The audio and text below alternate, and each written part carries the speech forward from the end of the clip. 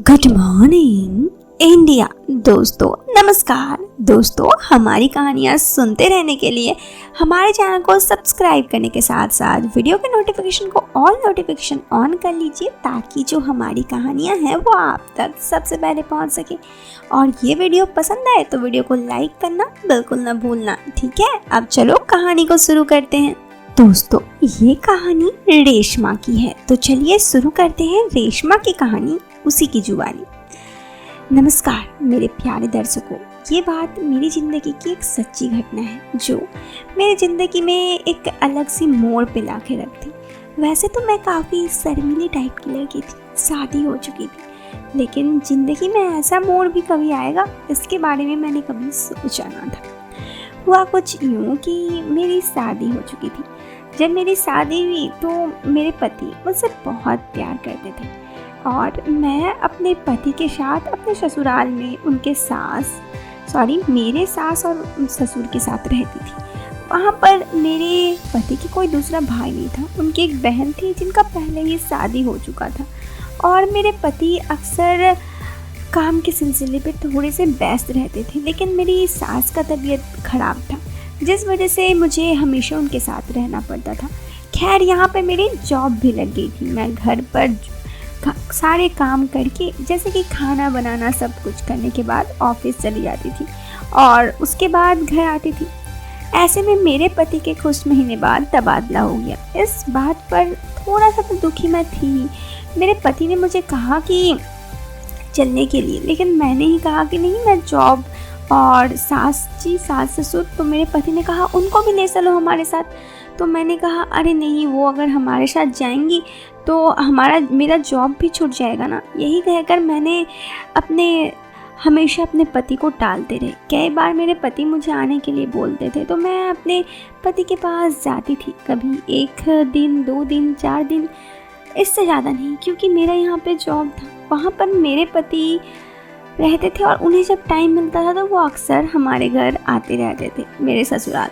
ऐसे ही समय गुजरने लगा और इधर मैं अपने बच्चे की परवरिश में व्यस्त हो गई, इधर मेरे पति अपने काम पर। हम लोगों का मिलना जुलना थोड़ा कम हो गया क्योंकि मेरे पति काम के सिलसिले में व्यस्त रहते थे तो मैं यहाँ अपने काम के सिलसिले पे। इधर कुछ सालों बाद मेरे सास ससुर दोनों गुजर गए थे। उस वक्त मेरे पति ने कहा कि अब तो आ जाओ यार, मैं यहाँ पे अकेला हूँ। मैंने बस कहा कि काम तो नहीं छोड़ सकती ना, और बस यही सब कहकर हमेशा मैंने अपने पति के बातों को टालते रही और ऐसे ही समय गुजरने लगा।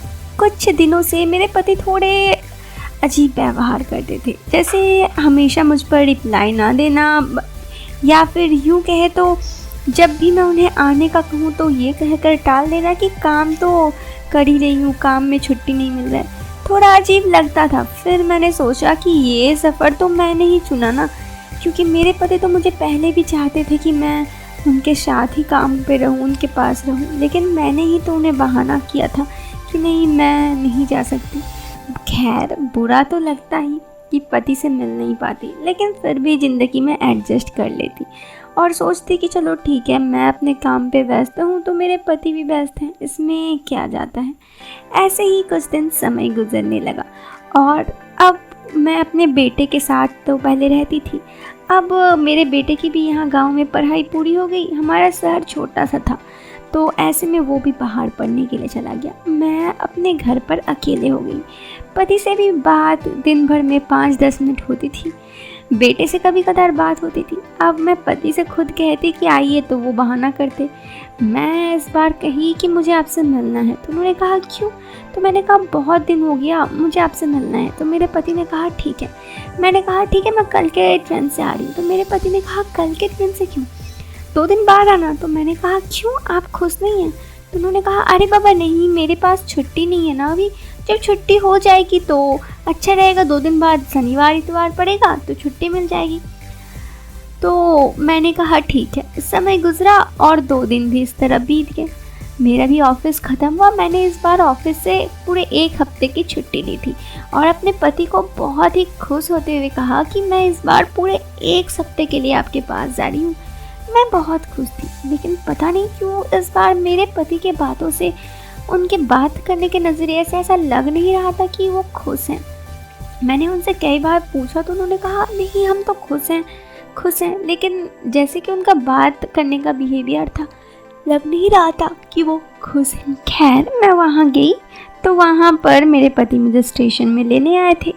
मैं खुशी खुशी घर गई तो घर पर काम वाली काम कर रही थी। उसने मुझसे बहुत अच्छे से बिहेव किया, कहा कि मैडम बैठिए। वो काम वाली मेरे घर पे पहले भी मैंने उसे देखा था काम करते हुए, वही मेरे पति के खाना वगैरह बनाती थी। खैर इसी बात पर मैं खाना खाई और थोड़ा सा रिलैक्स करने के लिए कमरे पे चली गई। इधर मेरे पति अभी किचन पे ही थे। थोड़ा सा मैं समझ नहीं पा रही थी कि मेरे पति क्यों मुझसे इतना उखड़े बिहेव कर रहे हैं। इधर वो काम वाली हम बहुत ही ज़्यादा मेरे से अच्छे बिहेव कर रही थी और मुझे एक दो बार पूछी कि क्या बात है मैडम आप अचानक से। मुझे गुस्सा आया कि मैं अपने घर ही खुद नहीं आ सकती, मुझे अपने घर आने में ही उनसे पूछना होगा। ये सब चीज़ में मन में बहुत विचलित हो रही थी, लेकिन मैंने कुछ कहा नहीं। खैर मैं अपने पति के साथ 1 सप्ताह के लिए आई थी तो उनके साथ घूमने फिरने लगी। करीब ऐसे ही 4-5 दिन गुजर गए। एक दिन मैं अपने घर के मतलब मेरे पति के घर के आंगन के पास गई। वहाँ पे एक छोटा सा बच्चा खेल रहा था। शायद वो बच्चा हमारे घर की वो काम वाली का था। वो देखने में काफ़ी खूबसूरत लग रहा था। मैं उसके पास गई तो वो थोड़ा डर गया। मैंने कहा मैं कुछ नहीं कहूँगी, आओ मेरे पास। वो फिर भी डर रहा था। मैंने कहा अच्छा मम्मी घर पे काम कर रही है ना, आओ मेरे पास। इतना बोलने पर वो लड़का मेरे पास आया। मैंने उससे उसका नाम पूछा तो उसने कहा कि रमेश। मैंने कहा रमेश क्या? उसने कहा रमेश चौधरी। ये चौधरी सुनकर मुझे थोड़ा अजीब लगा, क्योंकि सच कहूँ तो मेरे जो सरनेम था वो भी चौधरी था। मैंने कहा कि कहाँ रहते हो? तो उसने कहा इसी घर में। तो मैंने कहा अच्छा तो आज 2 दिन से घर क्यों नहीं आए? तो उसने कहा बच्चे ने बहुत ही मासूमियत से कि मम्मी ने कहा है अभी 5 दिन घर नहीं आने, दूसरे जगह रहने के लिए। फिर कोई हमारे घर पे घूमने आए हैं, वो मेहमान चले जाएंगे तो फिर पापा के साथ मैं जाऊंगा घूमने के लिए। सच कहूँ तो ये सुनकर मैं चौंक रह गई। उसकी आंखों की तरफ गौर से देखा तो उसकी आंखें बिल्कुल मेरे पति की आंखों जैसी थी। मेरे होंठ चुप हो गए। अजीब सा शौक लगा मुझे, बहुत बुरा भी लगा मुझे। खैर गलती शायद मेरी ही थी, क्योंकि मेरे पति तो कब से चाहते थे कि मैं उनके साथ टाइम व्यतीत करूं। मैंने ये अपने काम पे और सब कुछ में मेरे पति को इतना ज़्यादा टाल दिया, पति के बातों को, कि देखो आज उनके लाइफ में कोई और जाग गया था। मैं कुछ नहीं बोली, बस उस बच्चे के गालों पे अपना हाथ फिराई, कमरे पे आ गई। 2 दिन बाद मैं चली गई। सारे बात मुझे समझ में आ रहा था, क्यों मेरे पति नहीं चाहते थे कि मैं आऊँ, और या फिर क्यों वो काम वाली मुझसे इतना अच्छा बिहेव कर रही थी और मुझसे पूछ रही थी कि आप। एक बात कहूँ, गलती मेरी ही थी कि मैंने किसी और को अपने पति के पास आने का मौका दिया। दोस्तों इस कहानी से मैं आपको यही बताना चाहती हूँ कि कई बार ऐसा होता है कि हम चाहते हैं कि हम अपने पार्टनर से दूर हो जाते हैं अपने काम के सिलसिले में, लेकिन सच कहूँ तो फिर पता है क्या होता है, यही हमारी ज़िंदगी की बहुत बड़ी गलती होती है। उनके लाइफ में कोई और आ जाता है और हम बस सोचते ही रह जाते हैं कि काश हम ऐसा किए होते, काश वो हमारे साथ होते तो आज ऐसा कुछ नहीं होता। खैर दोस्तों यही थी आज की वीडियो। एक बार फिर कहूँगी कि देखिए, अपने पार्टनर को अपने पास पकड़े रहने के लिए उन्हें प्यार कीजिए। उन्हें अपने आप से दूर करेंगे तो कोई और उनके पास चला जाएगा। बस यही थी आज की कहानी। दोस्तों वीडियो पसंद आए तो वीडियो को लाइक करना, चैनल पर पहली बार आए हैं तो सब्सक्राइब करना। हम मिलते हैं फिर एक नए वीडियो में। Till then bye, take care.